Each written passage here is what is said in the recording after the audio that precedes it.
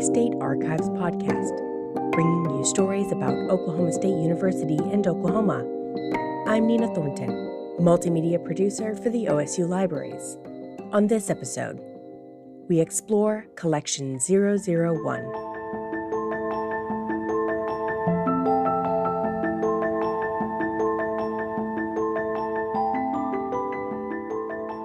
As we celebrate the last 70 years since the Edmon Low Library was built, I wanted to take a look back at the archive's collections. What was the first collection the archives acquired and when? Turns out it was 1951, 2 years before the Edmon Low Library was built.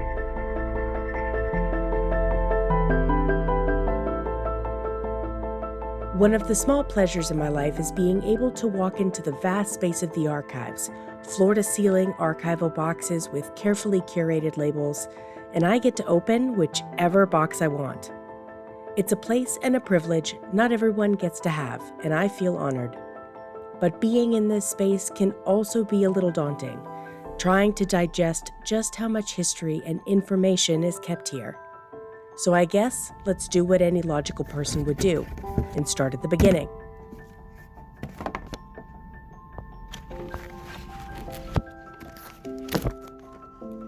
Collection 001 is awesome. Boxes full of typography samples, leaflets, pamphlets, and a replica of the 2-volume Gutenberg Bible issued in Leipzig in 1914. All supplied to the archives by typographer Otto Foucault. Let's dig into the collection. A bit of background. A native of Switzerland, Otto Foucault traveled to the United States where he worked at the World's Fairs in Chicago and New York. There, he used the Gutenberg press to reproduce pages of the famous Gutenberg Bible. He taught printing and design at the Art Institute of Chicago and was director of design and typography at Cuneo Press in Chicago. He later founded Foucault, Blome and Associates.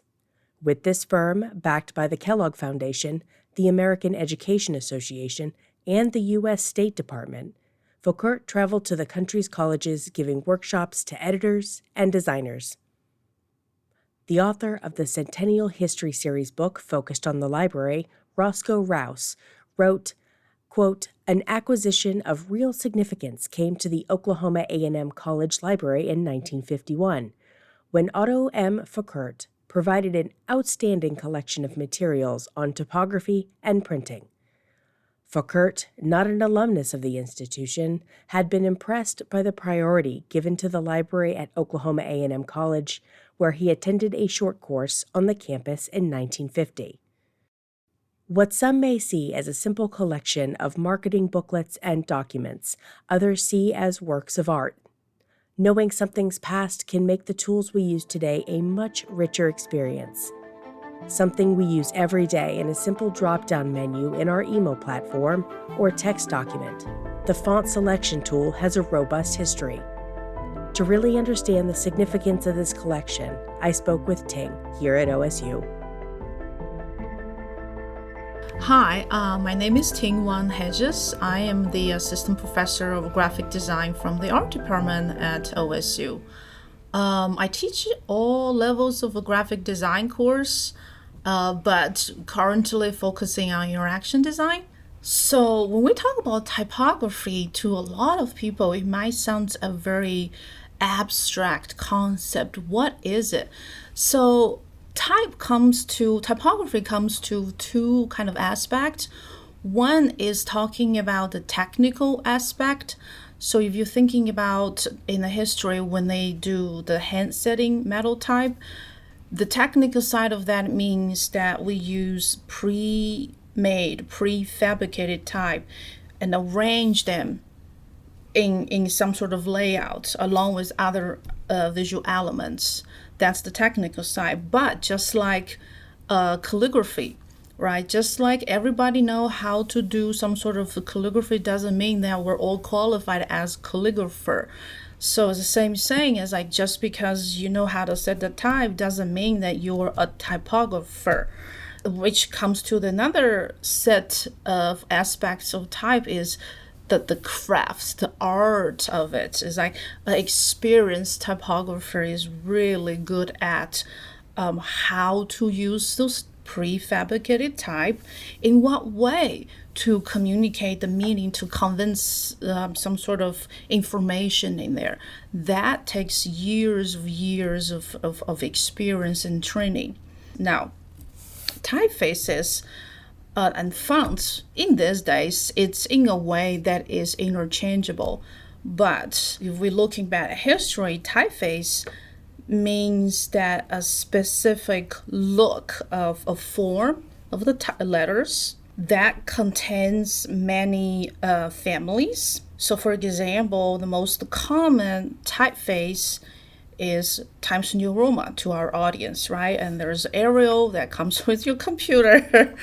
But if you notice, when you choose, say, Times New Roman, there is bold style, there is italic, and those specific style, that's what we call font. Like if I told my students, you need to change the font, what I'm referring is this typeface in different style. So that's a little bit difference. There's a little bit nuances in there, but in these days, we kind of interchangeable. But if you're talking to a graphic designer, you use font, you're gonna offend them. Oh my gosh, I don't even know where to begin. There is just enormous amount of material that illustrates the history of printing and or history of typography. There are type specimen books from different foundry. That's a little bit newer. Pamphlets that is print with prophetic type designer, publisher, writers. There are facsimile of the first 42 line Bibles. And to me, it's like, okay, you've learned the history of typography from the book. You've heard of those names. You've heard of those terms. But I've never had an opportunity to actually see and hold those pieces in your hands and actually feel it, actually smell it. Just like a crazy collection of everything in the history of printing, history of typography here. So you've pulled some material that we did meet before. Yes. And you've pulled some of the material that kind of spoke to you. Yes. Let's kind of go through and Okay. talk about some of these pieces. So I was just here for only 5 hours, and I cannot imagine what else I would discover if I spend more time here. So just during the brief visit, I found this booklet. It is called Glorifier of the Alphabet, Frederick Gaudi. So for any of those you who know maybe a little bit about the printing and type, Frederick Gaudi is this prolific American type designer, publisher, educator in the history. And I will say his name, right? I know some of the typefaces that he designed, but oh my goodness, this pamphlet has so many information that is in my hand. First of all, this whole project is kind of a reprint of one of those articles about him that has been written by a really famous newspaperman and reporter.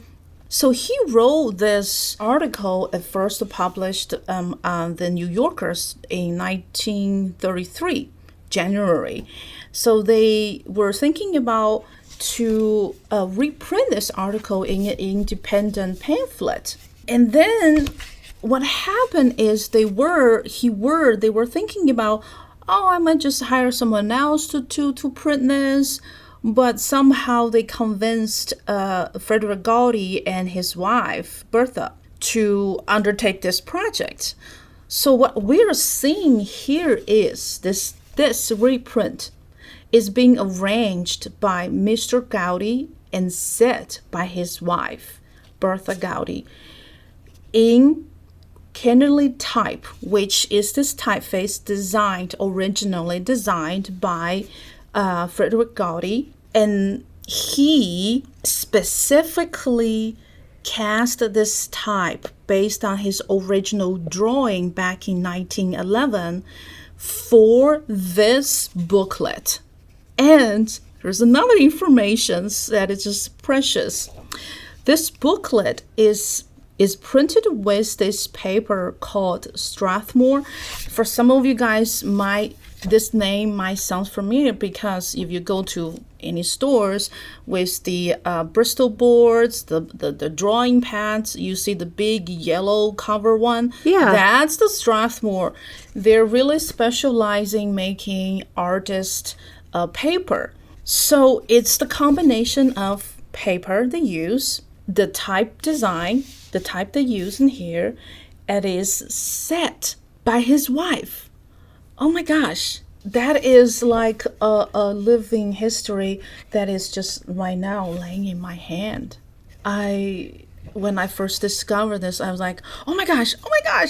I was so excited. It's like it might sound really cheesy. It's like you're holding a piece of, I don't know, Jackson Pollock in your hand, or because I don't know, that kind of excitement, like, oh my gosh, I would have never thought I would have opportunity like this. So diving into, we're talking about some of these technical things, you went over the basics, but when you look at type, when you look at these booklets, what are you seeing technically? So what I'm looking at from a perspective of graphic designer is, for example, in my hand right now is this booklet that is, I believe, written in Germany, that I cannot read it. I don't read that. But what I'm looking at is the composition, how they laid the type, and what typeface they use, and how they worked with upper lowercase, and how they work with type and image together. If I'm looking at this paragraph from a distance, the block of type creates a really even color. That to me is a sign of good type, because the typeface they use and how they set it, with how much space in the lines, how wide the column is, what's the margin around it. Basically what it is they wanted to promote this readability here. They want to invite the viewers, the reader, to read it closely. So really just trying to enhance this enjoyment of reading. And then, of course, right, it's printed. I believe it's the metal type, because I can feel on the back of the page there is this indentation here. So that's one of the things I'm looking at. And so this layout of things yes, really has a strong impact on the reader. So this layout of this book is really telling a message. Even if you can't read it, it's saying something. Yes. Mm-hmm. It really, this is where I refer is type as a art, as a craftsman, is the ability from a typography, how he or she will be able to set this type in a way to convey the information, to convey certain mood. So speaking of that, right, in my hand, I have this document, is called Treasury Department, February 1793. When I first look at this document, I didn't have to go through line to line. Of course, some of those content here is just very daunting to me. But what is amazing is I'm looking at this from a graphic designer's perspective, typographer's perspective. Is like it totally makes sense, because it is some sort of government official document.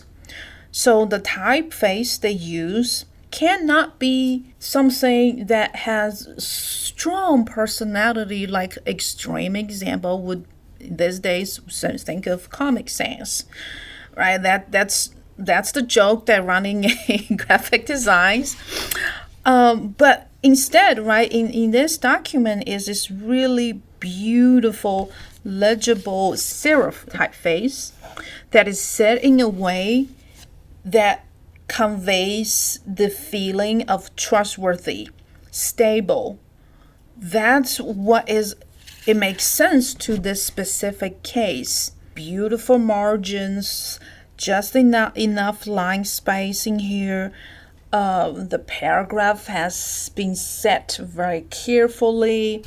And the use of italic, uppercase, it's very rational, the way they use it. It's just beautiful set of type right here. So this is another thing that we look at, even though we may not be able to read the content, but from the type they use and how they use it, it really gives us a really strong sense of the feeling, emotional feelings in here. So that's another thing that we look at as graphic designers. What we have is a rather robust collection of these specimen books. Oh, yes. Yes. And we are looking at, in front of me, we have some may be familiar with Futura, Garment, and Egmont? Yes. Okay. So, those are what we call type specimen book.